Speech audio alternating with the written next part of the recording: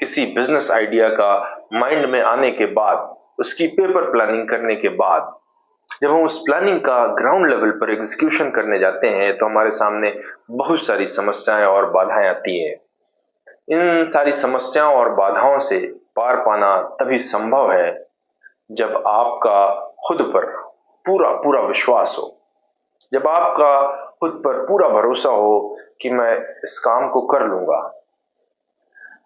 और ये जो खुद पर विश्वास है, ये एक ऐसी ताकत है जो आपको जिंदगी के हर पहलू में पुश करती है। आप जितने बार गिरते हैं आपको खड़ा करती है और आगे बढ़ाती है। तो इस बिजनेस में, एक नए बिजनेस में जो सबसे पहली बाधा या समस्या आपके सामने आके खड़ी होती है वो है पैसे की समस्या, वो है फंड की। फिर आप फंड इकट्ठा करने निकलते हैं तो सबसे पहले जो जनरली यही होता है कि सबसे पहले आदमी अपने आसपास देखता है, अपने यार दोस्त रिश्तेदार को देखता है कि कौन इतना सक्षम है फाइनेंशियली, कौन इतना स्ट्रांग है जो मुझे हेल्प कर सकता है, जो मुझे इस बिजनेस में फंडिंग दे सकता है। जब आप उन रिश्तेदारों या दोस्त यारों के पास जाते हैं तो वो अपनी समस्याएं बताते हैं।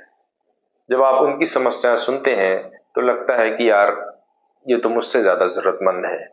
बहरहाल आप कई लोगों से मिलते हैं और किसी न किसी वजह से आपको फंडिंग जब नहीं मिलती तो आप दूसरा ऑप्शन देखते हैं। दूसरा ऑप्शन है बैंक से लोन लेना। और अगर कोई रिश्तेदार या कोई भी अपना या जो आपके आसपास है वो आपको फंड देने को तैयार भी होता है तो वो इतनी अजीबोगरीब शर्त रखता है कि उस वक्त उस बिजनेस को स्टार्ट करने के स्टेज पर वो शर्त पूरा करना लगभग नामुमकिन होता है। तो कुल मिला के जब आप दूसरे ऑप्शन यानी बैंक लोन की तरफ जाते हैं और गूगल वगैरह करते हैं कि बैंक लोन कैसे देती है, तो निकल कर आता है कि यार बिजनेस लोन मिल जाता है, हाँ बिजनेस का पेपर होना चाहिए। जब पेपर वगैरह लेकर आप जाते हैं तो सारी टर्म्स एंड कंडीशन, पहले तो कई बार आपको पेपर वगैरह कलेक्ट करना है, भागा दौड़ी करना पड़ता है। उसके बाद लास्ट में मामला फंस जाता है मॉर्गेज का कि भैया मॉर्गेज तो यहाँ रखना पड़ेगा तभी आपको लोन मिलेगा। तो कुल मिला के मेरे जो समझ में आया वो ये आया कि बैंक भी उन्हीं को लोन देती है जो ऑलरेडी फाइनेंशियली बहुत साउंड है, बहुत स्ट्रांग है, उनके कई बिजनेस एस्टेब्लिश्ड है, उन्हीं को बैंक भी लोन देती है।